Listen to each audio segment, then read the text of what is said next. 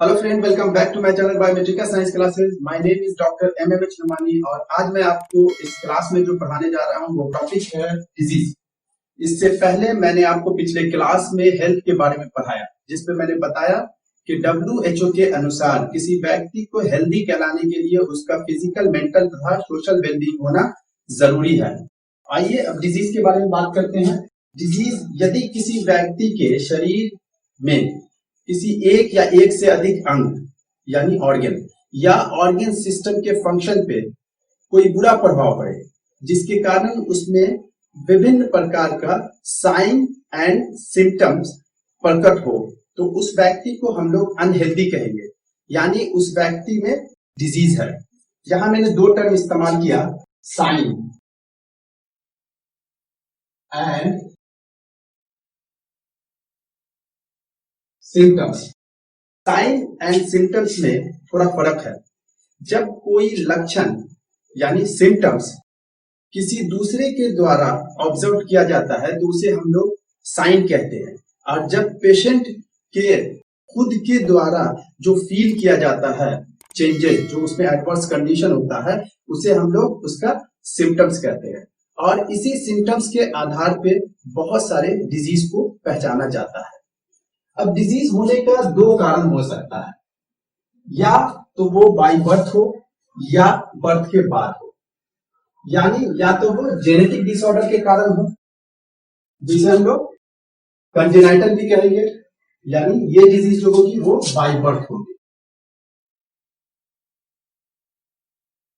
ठीक, और दूसरा जिसे हम लोग एक्वायर्ड कहेंगे, यानी एक्वायर्ड माने होता है हासिल करना, यानी बर्थ के बाद, यानी आफ्टर बर्थ।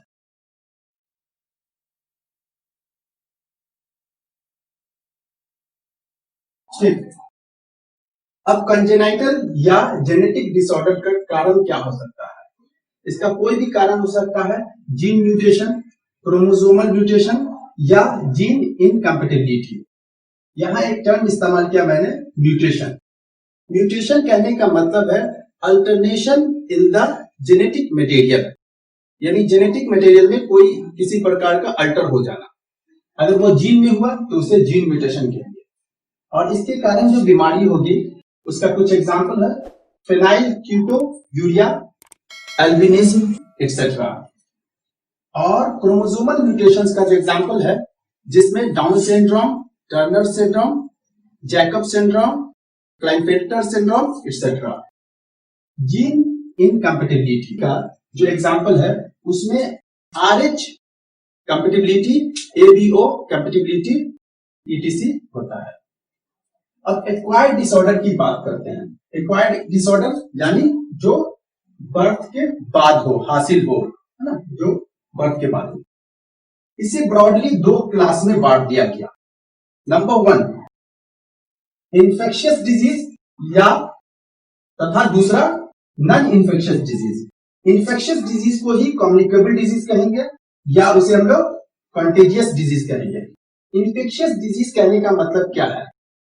इन्फेक्शियस डिजीज कहने का मतलब है a disease which can easily transmitted from one person to another, यानी वैसा डिजीज जो एक पर्सन से दूसरे पर्सन में आसानी से फैल जाए, उसे हम लोग इन्फेक्शियस डिजीज कहेंगे। और नॉन इन्फेक्शियस डिजीज जो एक पर्सन से दूसरे पर्सन में ना फैले, यानी जिसमें हुआ है उसी तक रह जाए। नॉन इन्फेक्शियस डिजीज या जिसे हम लोग नॉन कम्युनिकेबल डिजीज कहेंगे, या उसे ही हम लोग नॉन कॉन्टेजियस डिजीज कहेंगे। उसका कुछ एग्जांपल है, जैसे हाइपरटेंशन,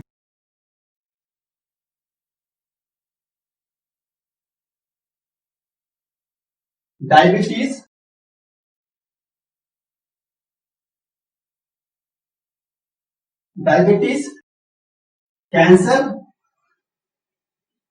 जिसमें कैंसर सबसे ज्यादा नॉन कम्युनिकेबल डिजीज में डेथ काउज करता है। अब ये इन्फेक्शियस डिजीज को on the basis of pathogen following class में बांटा गया। What is pathogen?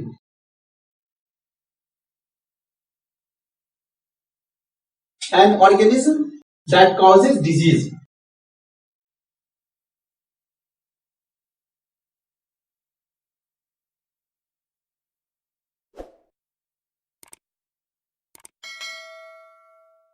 इस आधार पे वायरल, बैक्टीरियल, प्रोटोजोअन, हेलमिंथिक तथा फंगल डिजीज होता है। और हम लोग कभी न कभी इन्फेक्शियस डिजीज के कांटेक्ट में आ ही चुके होते हैं, जिसका एक एग्जांपल है कॉमन कोल्ड, जो राइनो वायरस की वजह से होता है। यहाँ वायरल डिजीज में एग्जांपल है एड्स, जिसका फुल फॉर्म होता है एक्वायर्ड इम्यूनो डिफिशियंसी सिंड्रोम, जो एचआईवी वायरस की वजह से, यानी एचआईवी की वजह से होता है, ह्यूमन इम्यूनो डिफिशियंसी वायरस की वजह से होता है। उसी तरह से हो गया measles, dengue, chikungunya, chicken pox, mumps, rabies, hepatitis B, hepatitis A, B, C, D, E सभी होता है, यहां मैंने बी दे रखा है। सार्स, सार्स का फुल फॉर्म होता है सीवियर एक्यूट रेस्पिरेटरी सिंड्रोम, और ये डिजीज किसकी वजह से होता है? कोरोना वायरस की वजह से, कोरोना वायरस की वजह से होता है। कौन सी डिजीज? सार्स। अब एक और भी बात है कि अभी के वक्त में जो डिजीज सबसे ज्यादा फैली हुई है, जिसे हम लोग कहते हैं कोविड-19।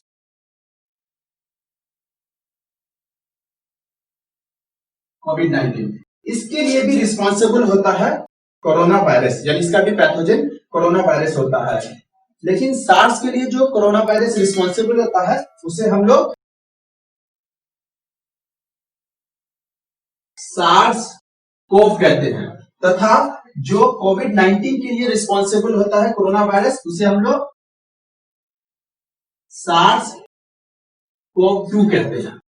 ठीक, उसी तरह से बैक्टीरियल डिजीज की बात करते हैं। बैक्टीरियल डिजीज में टाइफाइड, जो साल्मोनेला टाइफी की वजह से होता है, प्लेग, न्यूमोनिया, टेटनस, जो क्लोस्ट्रिडियम टेटनी की वजह से होता है, डिप्थेरिया, whooping कफ, ट्यूबरकुलोसिस, जिसे हम लोग टीबी कहते हैं शॉर्ट में, माइकोबैक्टीरियम ट्यूबरकुलोसिस की वजह से होता है, कॉलरा, विब्रो कॉलरा की वजह से होता है, लेप्रोसी, माइकोबैक्टीरियम लेप्री की वजह से होता है।